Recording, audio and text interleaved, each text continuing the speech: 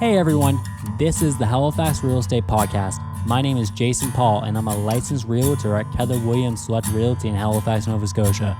I'm here to help you gain a better understanding of real estate in Halifax and introduce you to a wide variety of people that work in or with our industry as well. Ian Armour is the owner and operator of Refined Roofing and an avid real estate investor in Halifax. Ian purchased his first investment property in North End, Halifax 4 years ago, converting a single-family home into an up-down duplex. Since then, Ian has flipped condos, single-family homes, done some wholesaling, and recently moved into joint ventures in the Halifax and Truro real estate markets. Please welcome Ian Armour. Hey Ian, how are you? I'm doing quite well. How about yourself? I'm good. Thank you so much for coming on today. You're very welcome. Happy to be here. So I guess a bit of your background that we'll go in for the audience before we dive into it is you currently own and operate your own roofing company. Correct. Refined Real Estate or Refined Roofing. And you're also an avid real estate investor. Yeah, that's Refined Real Estate. Yeah. So what came first, the roofing company or the investment company? Yeah, so the concept of real estate investing came first, but the roofing company is what originally started. So back in university, I decided that I wanted passive income and all that good stuff. My origin story with business and all that stuff is not unique. It all started with reading Rich Dad, Poor Dad. And I think I was in my second year at Queen's University and decided, trading my time for money at a job that, either I could enjoy or, would have some benefits. That didn't sound appealing to me. So started getting my head into what methods I could create for passive income. And so ultimately that led me to real estate. And I figured the best way to do real estate was to make a little bit of money. Again, going back to that concept that I didn't just want to trade my time for money. I wanted to build systems and a company and all that good stuff. And so to pay my way through school, I actually took up roofing.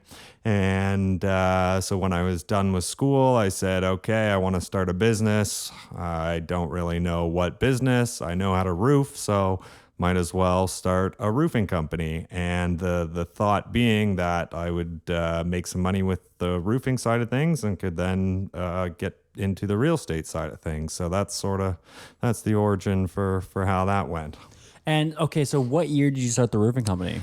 Right around 2012, I believe. In Halifax? So I started off actually originally in the Valley. Okay. From Windsor, but did all over the Valley, and then have been in Halifax for about 5 years now. Okay. Yeah. So the roofing company itself, you've been running that for almost 10 years actually. We're in 2021. How has the roofing company grown over the last decade then? So what you would expect for a lot of small business in the beginning, it was me hands-on wearing a bunch of different hats, quoting jobs, doing the actual work, and just hiring some of my buddies to come jump on the roof. And then eventually, work was spotty in the beginning with, you get a job, you'd get it done, and then you'd have to wait a week until you could go book the next one. On to, 2-3 years later, having consistent flow, able to hire full-time employees, all that good stuff. And now we have probably about 3 crews going pretty much every day. It's nice out, all over the place, mostly HRM, but we do jobs all over the province, really. So yeah, it was a good progression and definitely groomed me for wanting to get into real estate. So yeah. When it comes to Refined Roofing, how many hours a week? Because everyone always wants to build the business and then step away from the business. So in that regard, how many hours a week now do you work on Refined Roofing? So it definitely varies. I've hired on a good team of guys, so I'm probably less than an hour a day, I would say. And the dream. Yeah. So, well, not always the dream, because the hour a day is typically just nonsense that needs me. It's just putting out fire. So now I'm just a full-time fire putter outer with Refined. Yeah. I get it. So, okay, so you've now reached this apex of the business is established now. It's self-sufficient other than that hour a day putting out fires. So then you made the move to real estate investing. Yeah. So that actually started just getting my feet wet. I've done probably like 5 or 6 flips now. And again, everything from single family, done condos, done like conversions from single family homes to duplexes, and then just continuing to grow from there, looking to get into some more multifamily as well as some more single family flips. Okay. So you read Rich Dad Poor Dad, you went into roofing. When did you buy your first investment property? So actually, yeah. So my first or first property in general would have been 4 years ago, and that is the house. It was a single family house, and bought and converted to the duplex, and I actually still live there today. Amazing. Yeah. So, but then my first flip ever would have been, probably. About 6 months after that. Okay. Yeah. I want to go back to the conversion. Yeah. Because we actually haven't talked about that yet on the podcast. Yeah. So where'd you buy this house in? So North End, Halifax. Okay. And when you bought that house, was it what made it potential for conversion to a duplex? Yeah, so I bought the house with this in mind, thinking that eventually I'd like to convert it. So look for something that had the zoning for it, so the R2 zone, and with the space to do it. So the house originally had like a furnace and a chimney and half like an unfinished basement, which was just storage, and there was like a wood fireplace and all that stuff. So I looked at that knowing, hey, once I save up some more money, I can turn this into a duplex. Yeah. Okay. So you get in the house, you turn the key, you're in the house. And what's your first thing to converting it into a duplex? Did you finish the basement? Yeah, so it took me a little while to do all this stuff, but it was definitely, learn as I went type deal. But first step was to get rid of the furnace and the chimney. I did that early on, and I actually did a fairly creative thing for even getting in that house. So what I did is I got mortgage plus improvements, and the improvements were mostly roofing work, strangely enough. So all the roof, all the fascia, gutters, all that type of stuff. So I got the mortgage plus improvements, where you get the money or you get your mortgage plus a lot amount to put towards the work into the house. Yep. And so I hired a company called Refined Roofing to do all the work. And it was actually quoted at a ballpark around $20,000 worth of work. You quoted that yourself? Quoted it myself, and the bank said, "Yeah, nope, that looks good." And so then, in what would have cost me maybe $5,000, we got all that money back. And I remember my down payment at the time was about $15,000, in and around that range. So after all the work was done, I got to put all that back in my pocket. Amazing. So you put $15,000 down, quoted the job yourself because you actually run that company.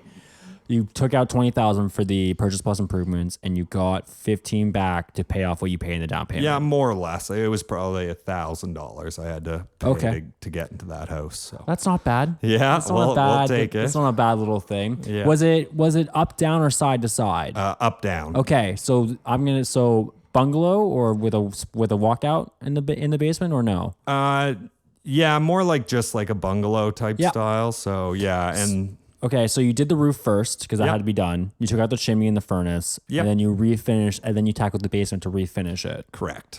Okay, now that you have the up down, you need to get a city conversion. right? So how was it working with the city to be able to get that converted to allow it to go from change the use from single family to a duplex? Yeah, so it was actually in the beginning, it was quite difficult, and this was before all the ensuite rules had come into play. So that would have been much easier out the gate. So originally I had to apply for some variances because my setbacks weren't far enough from the property line.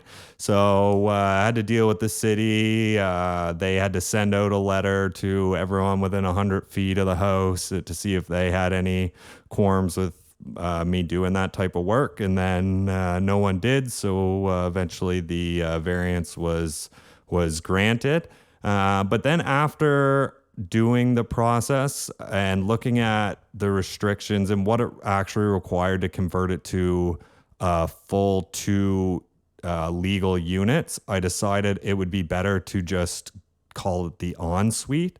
So you get around a lot of different areas like the fire restrictions, and I didn't have to then split the water, and I didn't have to split the electrical, and so it was a much smoother process to just put an ensuite in. Okay. And again, chatting with some of my connections, they said at the end of the day that doesn't really affect the value of it. Yeah. Because if you get an occupancy permit, it really doesn't matter at the end of the day. Did you get the occupancy permit? Yeah. Okay. So what was that like? Because like you've gone through the city, 100 with people within 100 feet of all said they have no problems with it, and then you go to get it's an ensuite now, so you don't have to split the electrical, no, you don't have to split the water, which I didn't know was a thing anyway. Yeah. So I'm not 100. Like a lot of investors, you'll see it in most duplexes. It's split, so the tenants can pay the utilities. The utilities. But with me, where it was earlier on in my investing career type deal, so. Yeah. Doing all the work, it was like to split the water and to split the power. I was looking at another like $10,000-$15,000. So it was like at the time I was like, if I can save some money here and then just charge more rent to cover the utilities, it was just the right move for me at the time. Yeah. Would I do it differently now? Likely, but that's just the way it went. That's hindsight and experience, my friend. That's called learning. So, okay, you've done all this stuff. How was it to get the occupancy permit done? Oh, that was easy. So throughout the whole process, again, it was all done by the book. There was inspections at all different points. So at the end, they just say, all right, let's see all the permits and all the inspections that everything passed, and was able to just flip that over. And then from there, it was easy. Okay. So now we love numbers on this podcast. Whenever I talk to an investor, and you've heard this because you've listened to the podcast, it's always hardcore numbers. So after you purchased it, what was your mortgage? It was around 280-ish. 280 purchase price? 280. Sorry, 280 purchase price. Yep. So then it was about 15,000 in legal and more and down payment and all that good stuff. So then again got the mortgage plus improvements. So even then, so it was sitting at about the 280 mark. Okay, so you purchased 260, added $20,000 for the purchase plus improvements. I believe it was about that or something around. What were so then you take the money and you put it into the house to convert it into a up down duplex. Yeah. What was your monthly mortgage and how much were you renting out the current lower unit? So the current lower unit, so for renovation costs, it was about 50,000 or so to put in the unit downstairs. And now rents out for $1,600. Okay. Yeah. How much is your mortgage? Mortgage payment is with property tax around $1,400. Cash flow positive. Cash flow positive. That's all you want in real estate. Yeah. Okay, so and then the other thing is appreciation. So where the house sits now and what it's worth it's hilarious. Yeah. If we talk about the market often, and when you talk about North End Halifax right now, purchasing something for $260 is almost laughable. It is laughable. Yeah. So like in terms of the 4 year, you said 4 years ago, right? Yeah. So a 4 year investment, you're already made back in equity terms a lot of substantial return already. Yeah. And it's cash flow positive, so you're Yeah. not accruing any losses in terms of maintaining it, which is all you can ever ask for. Yeah. Okay, so you finished the first one. Yeah. It's rented out now. And you move on to your second investment property. Yeah. So second was a house up in Truro, actually. It was just an interesting situation where the current people living in the house, they just up and left. And then they were the broker or the mortgage owner at the time said, if you just want to take the current balance on the mortgage, you don't need a down payment or anything like that. And I said, yeah. And I did this one with a partner, actually. And we said, yeah, let's go ahead and do that. And so, yeah, I got a house in there and got a lot of lessons learned out of that one. Okay, you dropped a lot in that quick little spiel, and I'm going to try and dissect a few things. So first off, how the heck did you find this human to be like, just take on the loan? Yeah, it was just a friend of a friend, and they Okay. knew that I was interested, or that my partner and myself were interested at the time, and it got passed to us, and Love it. away we went. So you went joint venture for this one. Yeah. Okay, now with joint ventures, it depends on the deal between the two parties, of course. Yeah. One is usually sweat equity and one is usually the money. Yeah. What was your role in that joint venture partnership? So it was my buddy Cody Sanford, actually, another realtor with Yep. Press Real Estate, and we still do business together today. But we had actually opened a snow removal company, Refined Removal, about 4 or 5 years ago, and we still run that today.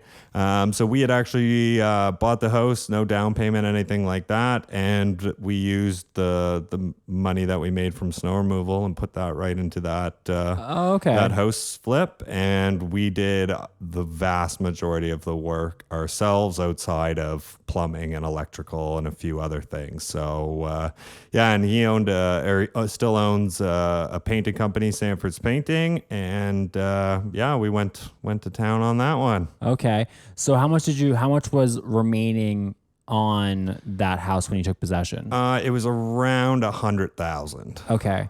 Now, when you took on around 100,000, joint venture split 50-50, but you used the money from the refined removal company to pay for it. How long, and this is a straight flip. Straight flip. That was the strategy. Yeah. How long did it take for renovations? So we had projected that it would take us about 3 months, and it actually took us about 9 months. And budget, I think we said about 30,000, and we were probably closer to 40,000, 50,000, somewhere around there. Yeah. That's not terrible for being that far in terms of timeline budget. Yeah. So, okay, you said you learned a lot of lessons. What are some things you learned from your first actual flip?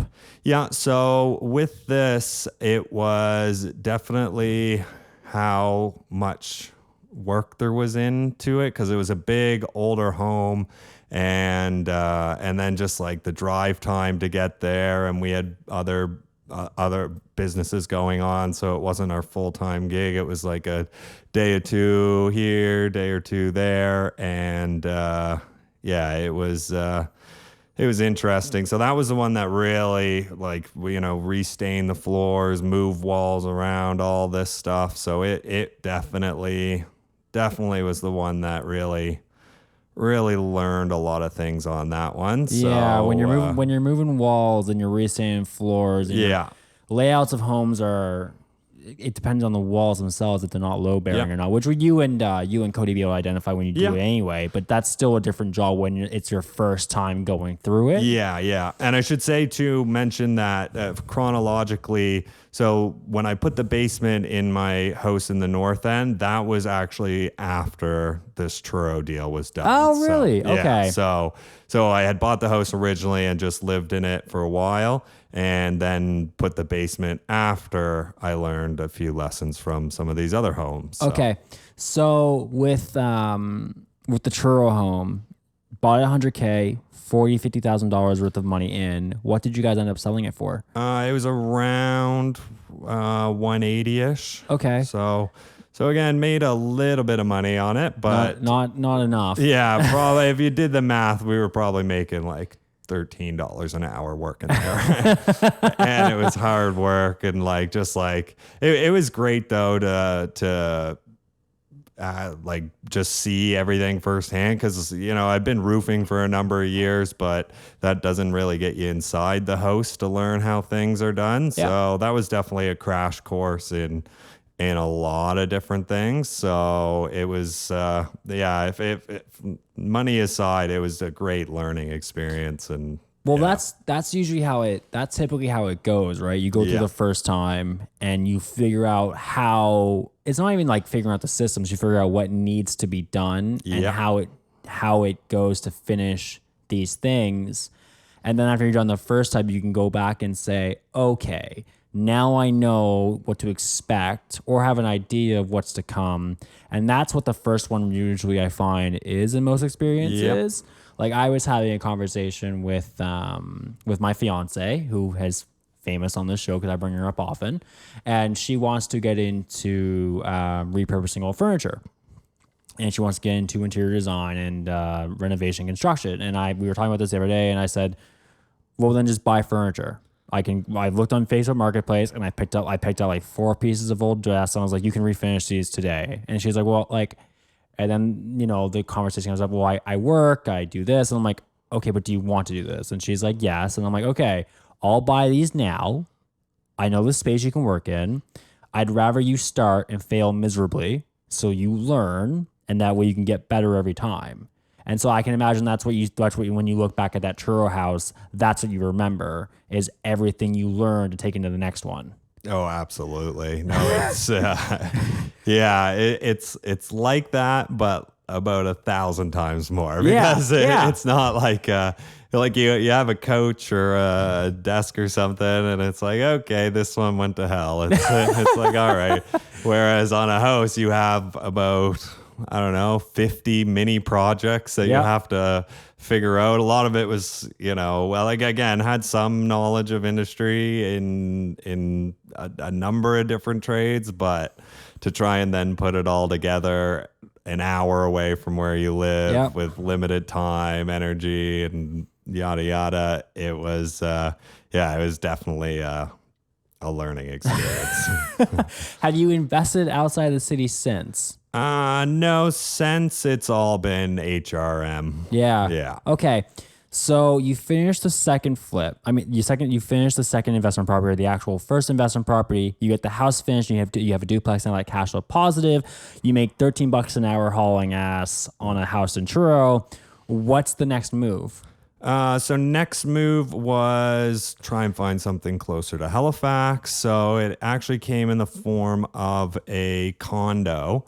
And that was on out in Bedford. I'm forgetting the address right now. It's okay. We don't need the actual address. Yeah, but Bedford area. Yeah. So it was. So what I had done is I posted an ad on Kijiji, just your classic, looking for a host to buy, yada yada yada, and I got a hit from actually a realtor, and the realtor said, I've got this unit, and I looked it up on MLS. There was one picture, and it was of the outside of the building. So I love those units. I was like, okay, let's see what we have here, and we went and checked it out, and there was a reason there was no pictures, and that was because it was just an absolute mess, and just smoked in every day. Like, you take a picture off the wall and there's a frame where the nicotine staining is, and just like stuff everywhere. And was it tenant occupied or homeowner occupied? It was homeowner occupied. Okay. It's just an older gentleman that like cigarettes. Yeah, just like to smoke. Yeah, That's it. was set in his ways, and was all done with that. But I just decided that he didn't want to live there anymore, and then we came to an agreement, something that would keep him happy, and and he could move on, and we could deal with the mess. And When you say we, are you still with Cody on so this? this one was also with Cody. So we took all the money that we dumped into the Truro house, plus the little bit of profit, and went to work on the condo. On the condo. Okay, condos are a different game. Oh yes. Yeah. Because with condos, there's condo wards. Yeah. And you have to get the permission, and you have to get the. You're supposed to. Okay, so how did the okay? So you get this condo. Yeah. There are no photos on MLS because of the condition of the condo. Yep. What exactly was it? Just cosmetics, or was it all cosmetics? Yeah. All cosmetics. Yeah. Okay, how big was the condo? It was about 1,200 square feet, if I remember correctly. Good size condo. Yeah. Okay, so you go in to do all the cosmetic work. You don't ask permission from the condo board, do you? By the sounds of it. Yeah. How much was the cosmetic work, and what did you do to the unit exactly? Yeah. So we followed most of the rules from the condo board. They just said like you can't, like they had just like some silly walls in there that weren't structural, and we got that checked over by engineers and stuff, but they were still stubborn that they want all the condos to look the exact same. And so we said, no, we're gonna move a few things around, and so that's what we did.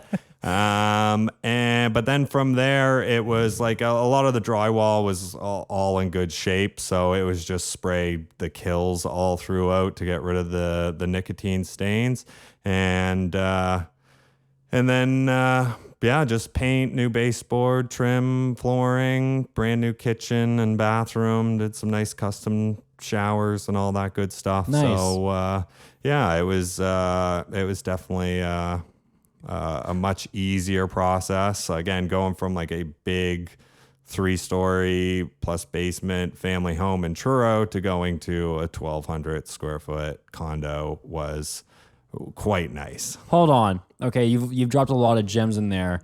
I'm going to back up to Truro. Truro was a 3-story basement house. Yeah. Yeah. How much square footage? I forget, but it was big. It was, it was a really big house. So again, to go from that to something a lot smaller was a nice for your sake. For a sanity standpoint. Yeah. Yeah, you're not trying to, because like you mentioned that you guys remove walls and create floor plans and layouts on a 3-story home. There's a lot of work to do when you're opening up floors and when you're opening up walls and floors. Yep. Also the drive, 45 minutes. I know where you live, so 45 minutes to Truro. Yeah. It's not fun on the weekends when you're working a full-time job, because I imagine Refine wasn't quite so refined at the time that you were still not, that we were okay with not working. Yeah, it was fortunate that a lot of it was done like in the winter. Okay. So it just happened to line up that way. Yeah. So, wasn't crazy busy through the winter, obviously roofing being, seasonal. So it was able to just make sense in that regard. Okay. And then, again, near the tail end of getting the work done, or in the beginning, I can't remember, it was still busy with some of the day-to-day roofing stuff, but then went on to do that through the winter. Yeah. Okay. So back up, and we're going back to the condo, because you touched on something there that I hadn't heard of before. When nicotine's on the walls, you guys got a spray to remove the nicotine? Yeah. So, and they use that. It's like the same stuff that a restoration company would use if there was like a fire in the house. Okay. It just goes in. It's, you need your masks and all that stuff. Chemicals. Chemicals, yeah. And you just spray down pretty much everything. Was it you and Cody doing this, or did you outsource it to a company? Well, he owns a painting company as well. So he had all the know-how to get his guys in to do that type of stuff. So. Okay, so you got in to remove the nicotine staining, redid the floors, kitchens, bathrooms. What did you buy it for? Again, it's been a while since I visited these, but around ballpark, doesn't have to be exact. 150, I think it was. Okay, so 150 condo. How much was the resale? Around 260 ish. That's not around bad. there. If I heard, yeah, 240 to 260, somewhere around there. That's a better return than Truro. Oh yes, yeah, and it was again probably 50 into it type deal. Okay. So yeah, it was starting to get it figured out. Yeah. Okay. So, and when did this condo sell? Like what time period? Because I want to get a capsulation of how, like the journey from first starting Refine Roofing to now. Yeah. So this would have been about 3 years ago or 2 years ago, I guess. Okay. So Yeah, 3 years ago. at this point, you're still working Refined. Yeah.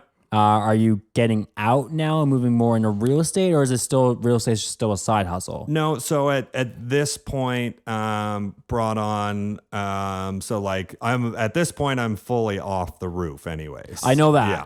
Okay. And I've got a salesman Okay. at that point. So still fairly involved with a lot of the day-to-day stuff, but not as involved. Yeah. But still doing the orders and like a lot of the production side of things. Yep. But again, taking a step further away from it. Yeah. Okay. So now you've done your third property. Yeah. Right. So Truro's done, homes flipped and turned into an up-down duplex that's rented out, and you've just sold your condo.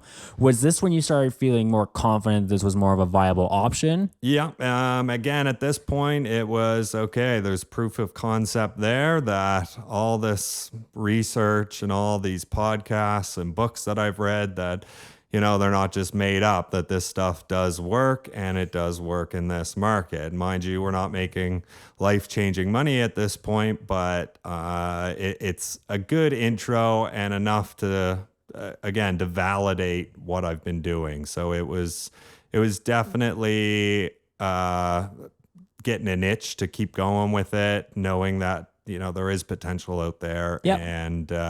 And knowing just that Halifax is a great spot to do it. Yeah. And you're also figuring out your own systems. Yeah. You're figuring out when you say proof of concept, you are starting to develop that business model. Yeah. So that you can allow, because like once you figure out how the business works and operates, then you can figure out scale. Yeah. Which is always the final step, as you know, because based on how Refined Roofing is going, you've scaled that pretty high. Yeah. Okay. When you talk about podcasts and books, how much research were you doing leading up to these investment properties? So yeah, always had been involved in it in quite some time in terms of the research. So a lot of podcasts, huge into the Bigger Pockets. They are just an online group of individuals that excel at real estate. Their podcast is great. They have forums. They have everything. So there's a lot of information out there, and a lot of great places where you can go find it. And that's again another huge reason why real estate is so great, is because there's so many different areas where you can go and you can make money. You can motivate people and grow as teams, all that good stuff. From trailer parks to condos to multifamily, single family, like there's just so much out there, and there's so much information on how all these things out there are, how other people are doing them, and you can really go in and just mimic other people. So it's great. When people talk about me and ask how I like my career, I always like the biggest thing I can say about real estate that I love, that I'm so fascinated by, is I look at it like a tree. There's just so many branches of the tree that you can go into. Like if I ever get bored of the sales side of it, of just buying, selling, and investing with people and helping people make those moves, I could go into investing myself. That's one space. And in that one space, you could buy and hold, you can burr, you can flip, you can develop, you can scale, you can Airbnb. If we're talking about the other side of it, there's renovations, construction. So like that's the stuff. And like when you talk about, there's so much things to learn, and there's so many people who do things so many different ways. I've had flippers. You're not the first flipper I've had on here, and you're definitely not going to be the last, but like every flipper has talked about a different method and a different strategy of how they made the money work, which is really cool because it's not like a one-stop shop for the actual concept itself. Yeah. Okay, so you've done all the research. You're on your third. You finished your third one. You're getting confidence now, figuring out how it works. Where do you go from here? So then things started getting a lot better, a lot easier, a lot. What made it better and easier? So again, in the beginning, it's a lot about the learning side of things, and a really getting comfortable knowing, where your risk tolerance is, knowing what methods and what things out there are available for you. Also get a lot better with analyzing deals and being able to offer, jobs that are analyzing things where you understand, like, okay, I have a much better idea of what my costs are going to be. I have a much better idea of what my timeline's going to be. And then even from those first few deals, knowing that, okay, like, I can't just say, oh yeah, that'll be $5,000 for this, and this, and this. It's like, okay, no, we gotta think a little deeper here and figure out, okay, there's actually a few more things involved. Like, oh, we gotta put a subfloor down. That's not $200. That's $1,200 or whatever it might be. Just dialing it back, learning the craft a little bit more. At this point, I was analyzing a lot of deals, making a lot more offers out there. Okay. So the first ones, again, kind of just slid to me. Not that they, lucked out by getting them or whatever it might be, still putting in the work, but now being a lot more purposeful in the work that I was doing and knowing that I was doing stuff and that I wasn't just, going through the motions, but I was being a lot more focused in and making more offers and you were learning, and the confidence was there that you could execute. So now you were thinking, now after you've successfully done transferred and bought and sold 2 properties and you have one under management by yourself, now it's like, okay, I know now what it takes to do these things. I can ballpark better. Now I can play. Yeah. So now you're looking at what homes you can get the most return on, and you're getting more confident writing more offers. The other cool thing about this timeline is that this is only 2 years ago. This is when the market is coming out of that dead buyer's market we were in, and the introduction to the ridiculous seller's market we're in now was just starting to come alive. Yeah. So you're seeing deals and opportunities and a rising price point. Yeah. This again, not in terms of like a rising price point as aggressive as we're seeing today. But like home values are starting to come back up. Yeah. Yeah. But this still, again, not recognizing the crazy market that we're seeing today, but had another good deal come to me over in Dartmouth. Basically, they were mid renovations on their home, and they had their contractor say that your house essentially is structurally like you shouldn't be sleeping in that house there tonight. So oh my god, yeah. So they basically called me, as motivated as sellers could possibly be, and I took it on. So you dealt with, now your 4th property, you deal with structure. Yeah. So what was stated to them was actually a little bit overstated. It was in rough shape. Don't get me wrong. Yeah. But they had owned the house for 20 plus years. They had no mortgage on it or anything like that. They had what their number was in their head that they wanted for it, and I just so happened to offer that number. So love it. Yeah. Okay. So how did they find you again? So this one was again. If you can't remember, I know it was a long time ago. No, this one I believe was my website. Okay. A lead from on my website, which is just Refined Real Estate NS. Great. And they reached out to me. And then again, through the lessons, I knew that this is a motivated seller. I was there about half an hour after they called and went through the house. And then we arrived to 50,000 as on the purchase price. 250 or 50? 50,000. Yeah. So where was this? Arborough Lake, like right across the bridge. Yeah. Sorry. Yeah. Just can't imagine $50,000 on Arborough Lake. Oh, I know. Yeah. So there again out the gate there was some pretty hectic, and that was the other thing. They were at the end of their budget on the renos that they had done. They had put in some new windows and new doors, and they were just about to start the siding, and the siders told them that, listen, like this whole back part of your house is rotten. So okay. Yeah, so we did have to do quite a bit of work, and so it was, it was 50,000's worth it. Oh yeah. Yeah. Okay. So you get it for 50, you get this lead from their website. You're there half an hour later, $50,000 to take on the job that they couldn't finish. What was it that scared the hell out of them with this house that they couldn't take on? Again, there's like the whole back of the house was like rotted out, like the sills, like what essentially is sitting on the foundation, those were rotted clean through. Okay. So it was dangerous for them to be there. Water damage? The termite damage or a combination or moisture or something. We weren't 100% sure. We just knew it had to go. And you never identified the problem because you never had to, just because you were taking out did you take out the whole back wall? No, just it was a section of it. Okay. So and again, it was fairly extensive, but it was nothing that scared us or scared me for this one. And yeah, this one I did on my own. And, okay.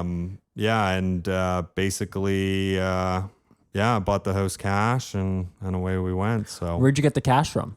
So this was right at the end of roofing season. So you had money in the bank. So things were good. So I had 50,000, not just to spend and to blow. Like that was still money that I had to pay suppliers or whatever it was. But I knew that I would get the house. I would do just do that structural work to it. And then with that, I then put a mortgage on the house.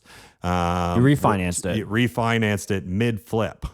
Mid-flip refinance. Yeah. So, and again, this is like, I'm still no real estate expert at this point, nor am I now, but it was just, that was the easiest access to capital that I could have. So bought the house, 50,000 cash, and then did all the major structural stuff to it. Yep. And then went to the bank and got a mortgage for about 95. Okay. So got my money back that I could then that again, a lot of that was operational capital, so could put that right back into the roofing, and then could do that, and then had all the money, had the house, and had the money for the rest of the renovations. So it was a bit of a creative financing strategy. I love it. Yeah, it's a great idea, because if you have that opportunity and you need capital, do the refi.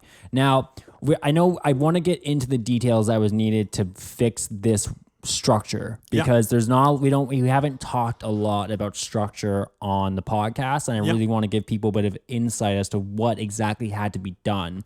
So the stilt that is resting on the back foundation wall is completely gone. What did you guys have to do to replace that? So they had a very small crawl space under the house. So we had to go in there.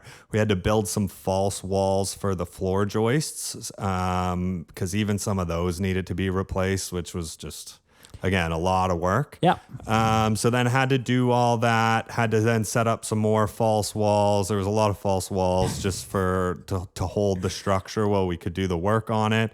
And then basically just put everything back together, took out a lot of stuff, put in the new stuff. And it was some technical work. Had carpenters in to do all that stuff. Yeah, of course. You're not putting back a floor joist foundation by yourself with your can-do attitude. Exactly.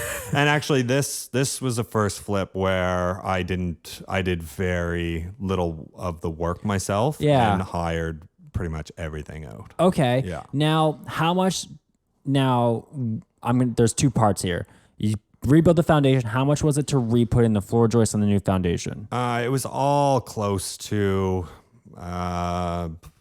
about like maybe 15,000, somewhere That's like not a lot. that. Yeah, it wasn't too bad, but again, it was a lot of it was at this point I have some good relationships with some carpenters and stuff like that. Yeah. So they do lots of like work on the roofs for us. Yeah. And so it was probably going to be closer to about 20 grand, but because I knew the guys had the relationships established, they start doing things for a much better price for me. Amazing. That relationships matter. Yep. So you're in it now. The previous homeowners had done a lot of renos. Yeah. Were Or you- they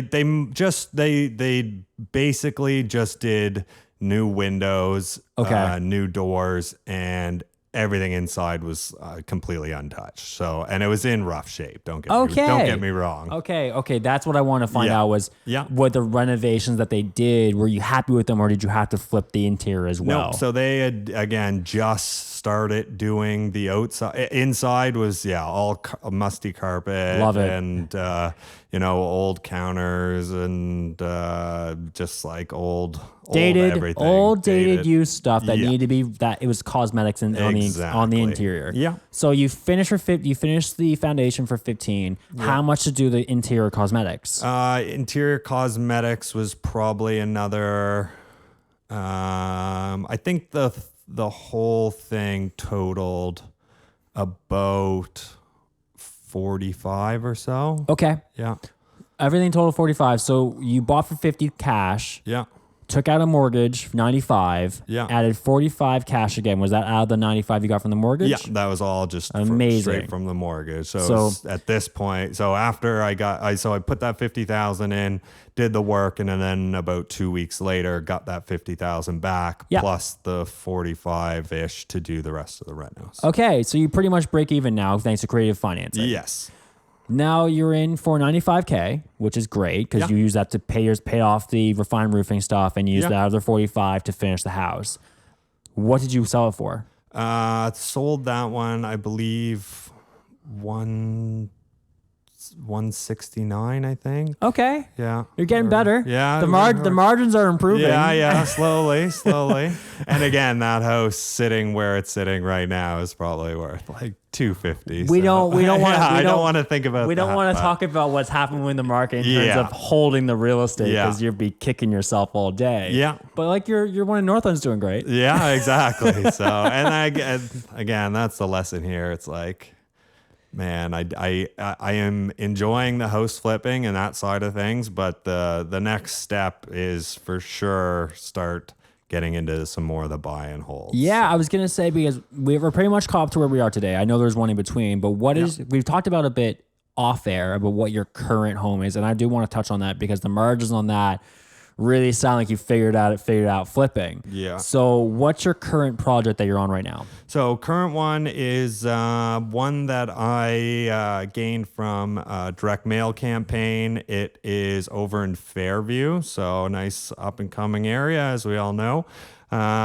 So yeah, this one had sent out, so basically identified properties all over HRM and surrounding areas and sent out direct mail to the homeowners and just said, hey, I'm looking to buy your house. I'd be a cash offer, no realtor fees, yada, yada, yada. And basically they didn't hear from them. Then I sent out a follow-up email or follow-up mailer maybe 6 months later and finally heard back from him. And yeah, he again, it was a family home. He let it run its course. There was literally holes in the wall, like the yellow carpet or orange carpet, textured ceilings. One room was the bluest room I've ever seen.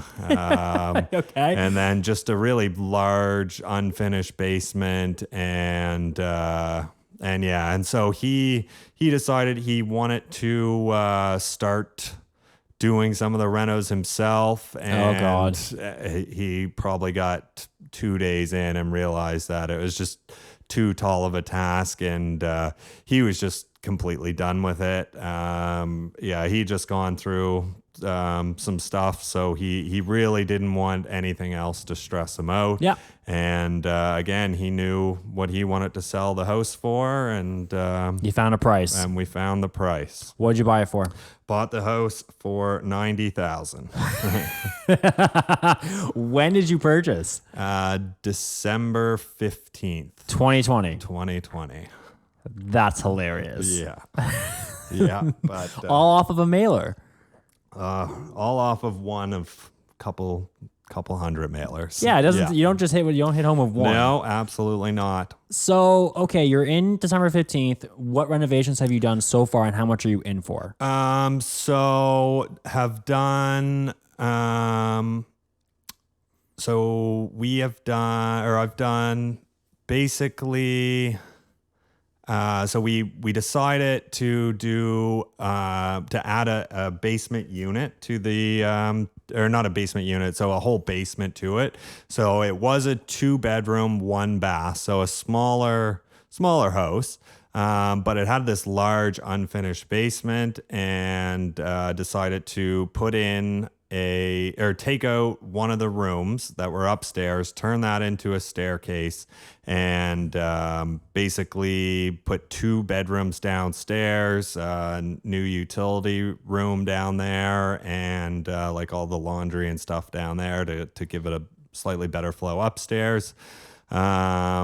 Basically did what I did to my house in the north end, because it had a chimney and a furnace. So I knew, again, learned a lot of lessons that could just easily apply to a lot of this stuff, and went through, doing all that. Right now, probably, I would say maybe 2-3 weeks out to being done. Love it. So yeah, again, always lots of lessons learned on this one. I ended up putting a floating staircase in it, and that definitely went over budget, but it was it's gonna look really cool, and can definitely put the I'll get the money back. You'll get the on money that. back. Yeah, well, even if I didn't put in a floating staircase. You've held it for 3 months in this Yeah. market. You've made your money. Yeah, yeah. Just by the way it's going. Yeah. So this one gonna be pretty close on what my estimated budget was. Pretty close on estimated time frame, and this one, So since my last. Since doing that one in Dartmouth, did a good job of putting together a portfolio of what some of the numbers are, some of the before and after pictures, and have just been networking, and have happened to found a number of people that are interested in investing. Love it. So this Fairview one that I'm doing, it's $0 out of pocket. Amazing. Yeah. So you funded it all just through joint ventures. It's all private money. Congratulations. Yeah. Okay. So I'm gonna wrap this one up because I want to go somewhere else before we end this podcast. But hard numbers, how much you're in for? You paid $90 for it, and renovations cost what? So None of your own money, by the way. We'll make that sure that's known. But yeah, none of my own money. So it was $90,000, and it's gonna be about about a 90,000 into it. Okay. Or 90 to 100,000 into it. And that includes any of the holding costs. This is lawyer fees. This is literally $0 out of my pocket. I love it. And so all in, paying back the interest on the lenders and all that good stuff, I'll be all in for about $225. Okay. Yeah. And you'll get that back. And then some. Yeah. That's the plan. Fairview market coming into spring. As we Yeah. all know, the spring Halifax market is always the busiest time of the year. Yeah. You'll get rid of that in probably 3 days. Yeah. Yeah. That's the plan anyway. So. Okay, so you touched on, you've done a lot of flips. Yeah. handful anyways. Yeah, you touched on something earlier where you said you want to get into buy and holding. Yeah. So when you're done with this Fairview property and you made your profit, Yeah. and you walk away, is that where you're going to try and transition to next? Yeah, so that's the plan, and I'm already spending some of my spare time looking at some similar strategy. I want to buy off market, but looking for multifamily buildings. Halifax it's hard when you do the numbers to find something that's cash flow positive, and you can't just bank on the appreciation. So I'm looking for something that's cash flow positive, and actually want to do like a burr to a multifamily. Okay. So When you talk about a multifamily, how many units do you have in mind? I'm thinking minimum 4, Okay. but probably shooting for something closer to, say, like an 8 unit. Okay. And in areas, within an hour of Halifax. So even, down Kentville Way or Truro or wherever it might be. You're expanding the market. Yeah. You're going back out of the city again. Going back out because, and it's just a numbers thing. Like with a flip, it's easy. Can just, you find something at a certain value, you put more work into it, and then you can sell it after the fact. Well, flipping is all front end. Yeah. Right. If you can use the mailers and get a $90,000 property in this market. Yeah. On flipping, you're really riding the coattails of what the market's doing. Yeah. Which I understand why you don't want to always rely on appreciation. Yeah. Because there is always the thing in everyone's back of the head is, when this market calms down, where will we be? Yeah. So you don't want to depend on that strategy forever. Exactly. So when you're looking at buy and holding or burring per se, multi-units, large quantity units, why? What's the reason? Or motivation, I should say. Yeah, there's a number of things. So again, goes back to the original, what got me into all this, and that's the Rich Dad Poor Dad. And I'm sure most of you listening have either listened to, heard of, or are about to read it, or at least I suggest you do. Say if you haven't read it, please buy it today. Yeah. It's a great book. Yeah. And the short lesson is, you can't be just out there trading your time for money, because you're not going to build that wealth that way. You need to build systems or buy these properties that provide you passive cash flow. So you can be making money while you're sleeping. You can be making money while you're vacationing when COVID's done. Yep. You can be making money while you're making money. Yeah. So it's and that's just a huge part. And again, I can get into hours and hours and hours and why this is such a great thing. So we're going to try and keep it simple. But basically, is to get passive wealth, income, and wealth generation tools. Yeah. So, okay. I love where you're going with this, because that's the next step in anyone. That's always the end goal of any real estate investor, is to create that passive wealth for, so you don't have to work every day. Yeah. Why, how come you didn't use it on any properties beforehand? Because Armbro Lake, Fairview, they would rent out pretty quickly now. Yeah. And, and again, looking back, it's like, I think that would have been the good play. Would have liked that, and then it goes back to some of the other theories that I'm thinking of here. So that's a lot of that's done well just to set me up to, do some of my other business stuff, pour more money into the roofing or wherever it might be. So that money was still invested, but it's not like a burr, not keeping them out or whatever it might be. My thinking is, and you hear a lot of it on the bigger pocket side of things, that, burring is great, but if you're doing it on a single family home, there's inherent problems with that, such as if you are out someone, like if there's a vacancy, which again, not a huge concern in Halifax, but if say they just stop paying, or they have a death in their family and they got to move, or whatever it might be, you're kind of not left with much of a leg to stand on. Yep. Whereas if you're going into multifamily and you have one of the 5, 6, 7 units, 6, 7 units is gone for a month, A, you're a lot better off there.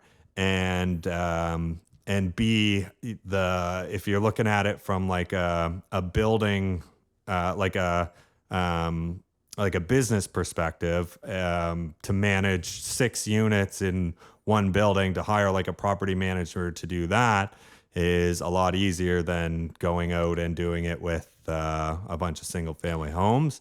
So that's where my head's at, is to Start scaling. Yeah, is to start scaling in the multifamily side of things, and basically I want to keep flipping and doing that stuff, but a lot of that money is just getting poured right into. Well, it'll be pick and choosing the strategy, right? Because that's what the next thing is. If you see a single family home that can be used for as a really good flip, you have the tools and experience and the systems in place now to go and handle it. So opportunity now presents themselves. You can take it. Yeah. But we're moving into the next phase is I would say it's almost like moving into becoming a professional real estate investor, because you're going to move into that. Not that you're not already through the flips that you've done, but when you start holding properties and start acquiring doors. Yep. I want to talk on vacancy, because that's really important too, because I explain this to new investors all the time who call and reach out, and they'll say, hey, Jason, I want to invest in real estate. And I say, okay, well, here's your rule. $800, $900, $1,000 cash flow net per month. Don't buy it don't buy it if it's smaller. And they'll explain, and they'll say, well, why? If I can get $200, it's $200 in my pocket. Yeah. And I say, if it's a duplex, vacancy will kill you. Because if you're renting out each side for, let's just say $1,000, easy numbers, $2,000 a month, $24,000 a year. But if you have vacancy or capital expenditures, exactly, and you're on $200 a month. Yep. So that's only math, $2,400 a year. Yep. You have a vacancy of $1,000. As soon as you're vacant for 1 month, your net is now down to $1,200. But if you have capital expenditures, new roof, the hot water tank kicks out, you need to replace the siding, snow removal, property managers, all these things come into play too. Suddenly that asset's now cash flow negative. Yeah. And that is not the reason to get into real estate investing. Yeah. Exactly.